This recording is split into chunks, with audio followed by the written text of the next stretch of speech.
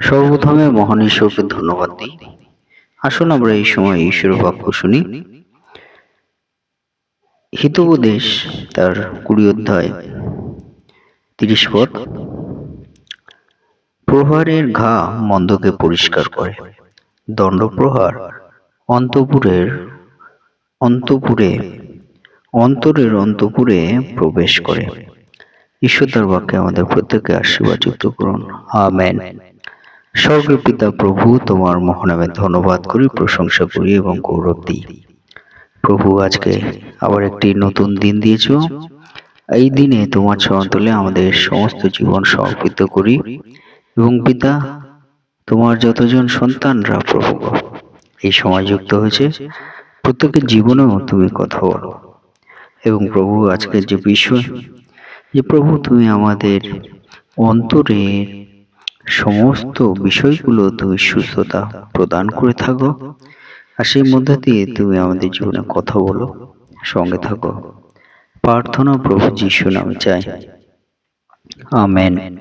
আজকে আমরা দেখি আমাদের পিতা ঈশ্বর তিনি প্রথমে আমাদেরকে যে বিষয় বলতে চান তা হলো, পিতা ঈশ্বর তিনি আমাদেরকে অন্তরের মধ্য দিয়ে আমাদেরকে তিনি সম্পূর্ণ অন্তরের অন্তঃপুরে অর্থাৎ আমাদের হৃদয়কে সম্পূর্ণ তিনি আরোগ্যতা দিতে চান। সেই আরোগ্যতা আমরা কিভাবে পিতা ঈশ্বর থেকে পাই? পিতা ঈশ্বর তিনি আমাদেরকে বলেন, যখন আমরা পিতা ঈশ্বরের শাসনে থাকি, যখন আমরা পিতা ঈশ্বরের শৃঙ্খলার মধ্যে থাকি, যখন আমরা পিতা ঈশ্বরের ডিসিপ্লিনের মধ্যে থাকি, তখন পিতা ঈশ্বর তিনি আমাদেরকে আমাদের যে অন্তরের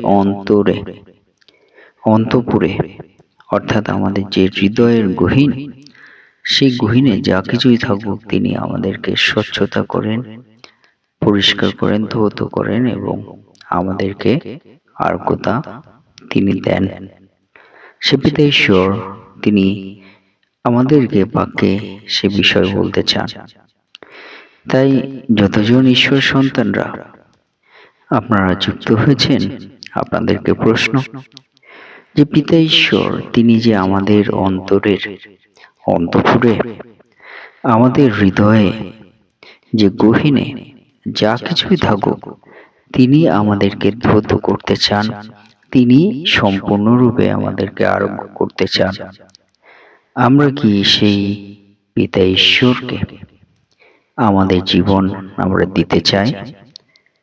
আপনার কি মনে হয়, যদি আপনি পিতা ঈশ্বরের চরণতলে তার কাছে আপনার জীবনকে সমর্পিত করেন, অবশ্যই পিতা ঈশ্বর তিনি বলছেন আপনার অন্তরকে পিতা ঈশ্বর আরোগ্যতা দেবেন, আমাদের অন্তরকে পিতা ঈশ্বর তিনি সুস্থতা দেবেন।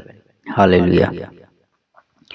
এবং আমরা যদি আরেকটি বাক্য আমরা দেখি, তা হলো হিতোপদেশ 22 অধ্যায় 15 পদ। বলছে, বালকের হৃদয়ে অজ্ঞানতা বাধা থাকে, কিন্তু শাসনদণ্ড তাহা তাড়াইয়া দিবে। আমেন। অর্থাৎ পিতা ঈশ্বর তিনি আমাদেরকে বলেন, আমাদের জীবনে যে অজ্ঞানতা, সেই অজ্ঞানতা স্বরূপ আমরা অনেক সময় শাসনের সম্মুখে আমরা হই, কিন্তু পিতা ঈশ্বর তিনি বলেন সেই অজ্ঞানতা কিন্তু আমাদের হৃদয়ে থাকে, আর তার জন্য আমরা আমাদের জীবনে বিভিন্নভাবে বাধা সম্মুখীন হই। কিন্তু পিতা ঈশ্বর যখন আমাদেরকে শাসন করেন, তখন কিন্তু সেই অজ্ঞানতা আমাদের জীবন থেকে দূর হয়। আর এই মধ্য দিয়ে পিতা ঈশ্বর তিনি বলতে চান যে তিনি আমাদের জীবন থেকে অজ্ঞানতা সকল তিনি দূর করেন এবং আমাদের অন্তরে তিনি কিন্তু তার স্বর্গীয় জ্ঞান প্রদান করেন এবং তার মধ্য দিয়ে আমরা কিন্তু সে পিতা ঈশ্বরকে আমরা সত্যভাবে আমরা জানতে পারি এবং তার প্রশংসা আমরা করতে পারি। আজকে যতজন ঈশ্বর সন্তানেরা আপনারা শুনছেন, আপনাদের কি মনে হয় পিতা ঈশ্বর তার চরণতলে আসলে যখন আপনি শাসনের সম্মুখীন হবেন, তখন কি সেই পিতা ঈশ্বরে স্থির থাকবেন? আর যদি স্থির থেকেছেন পিতা ঈশ্বর, তিনি বলেন আপনার জীবনে পিতা ঈশ্বর কিন্তু সমস্ত অজ্ঞানতা সকল দূর করবেন এবং আপনাকে স্বর্গীয় জ্ঞানে পিতা ঈশ্বর পরিপূর্ণ করবেন। আর যখন আমরা পিতা ঈশ্বরের স্বর্গীয় জ্ঞানে পরিপূর্ণ হই, তখন আমার পিতা ঈশ্বরের প্রশংসা আমরা করতে পারি এবং সেই সত্যময় পিতা ঈশ্বরকে জেনে তার পথ সকল ধরে রাখার আমরা আশীর্বাদ পেয়ে থাকি।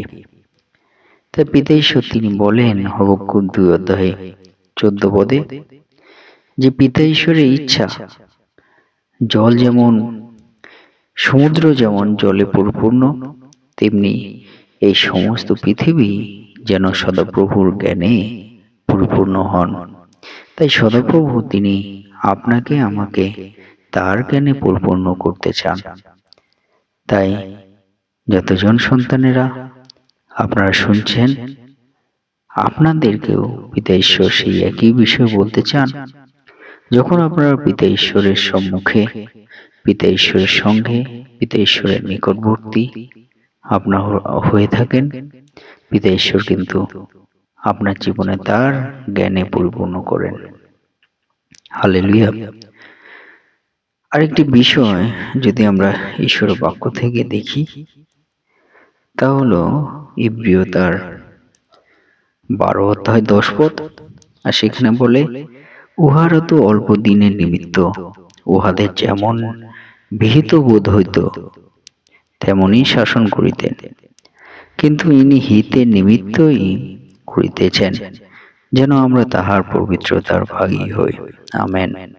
অর্থাৎ পিতা ঈশ্বর তিনি বলতে চান যে পিতা ঈশ্বরের যে শাসন, সেই শাসনে কিন্তু আমরা পবিত্রতায় আমরা সংযুক্ত হই। কিন্তু পিতা ঈশ্বরের শাসন যখন থাকে না, সেটি কিন্তু আমাদের জীবনে কখনো হিত বা উপকার আমাদের জীবনে হয় না। যখন আমরা পিতা ঈশ্বরের শাসনে থাকি, তখন আমাদের জীবনে উপকার থাকে এবং আমরা পিতা ঈশ্বরের সেই পবিত্রতায় আমরা চলার সুযোগ পাই। তাই যতজন ঈশ্বর সন্তানেরা আপনারা শুনছেন যে পিতা ঈশ্বরের শাসন কিন্তু আপনাকে উপকার করে, পিতা ঈশ্বরের শাসন কিন্তু আপনাকে পবিত্রতার ভাগী হইতে সুযোগ দেয়। তাই সেই পিতা ঈশ্বরে সেই সংযুক্ত যদি আপনি হতে চান, আর যদি না হতে চান, তাহলে পিতা ঈশ্বর কি বলেন? তিনি বলেন যদি না হতে চান, তাহলে আপনারা পিতা ঈশ্বরের শাসনের যে উপকার আপনার জীবন থেকে বঞ্চিত হবেন, পিতা ঈশ্বরের যে পবিত্রতার ভাগী তা থেকে বঞ্চিত হইবেন। কিন্তু যদি পিতা ঈশ্বরে যুক্ত থাকেন, আপনারা পিতা ঈশ্বর থেকে উপকার আপনারা পাবেন আত্মিকতার মধ্য দিয়ে, এবং সে পিতা ঈশ্বর তিনি বলেন তাতে যদি আমরা যুক্ত থাকি, তাহলে পবিত্রতার ভাগী হই। তাই আজকে পিতা ঈশ্বর তিনি বলেন আসুন আমরা সে পিতা ঈশ্বরের শাসন আমরা থাকি, যেন পিতা ঈশ্বর তিনি আমাদেরকে তার দয়া, তার হিত এবং তার পবিত্রতার সহভাগী আমাদের করেন। ঈশ্বর তার বাক্যে আমাদের প্রত্যেককে আশীর্বাদ যুক্ত করুন। আমেন। হে আমাদের স্বর্গস্থ পিতা, তোমার নাম পবিত্র বলিয়া মান্য হোক, তোমার রাজ্য আসুক, তোমার ইচ্ছা যেমন স্বর্গে তেমন এই পৃথিবীতেও সিদ্ধ হোক। আজ আমাদের প্রয়োজনীয় খাদ্য অদ্য আজ আমাদেরকে দাও, আর আমাদের অপরাধ সকল ক্ষমা করো, যেমন আমরাও আপন আপন অপরাধীকে ক্ষমা করিয়াছি। আর আমাদের পরীক্ষাতে আনিও না, কিন্তু মন্দ হইতে রক্ষা করো, কারণ রাজ্য, পরাক্রম ও মহিমা যুগে যুগে তোমারই হোক। আমেন। এই মুহূর্তে পিতা ঈশ্বরের প্রেম এবং প্রভু যীশু খ্রিস্টের অনুগ্রহ এবং পবিত্র আত্মার সহভাগিতা যুগ থেকে যুগান্ত পর্যন্ত আপনাদের সকলের সহবর্তী হন। আমেন।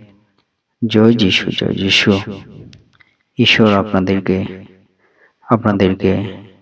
সুস্থ রাখুন, ভালো রাখুন। সকলকে জয় যিশু।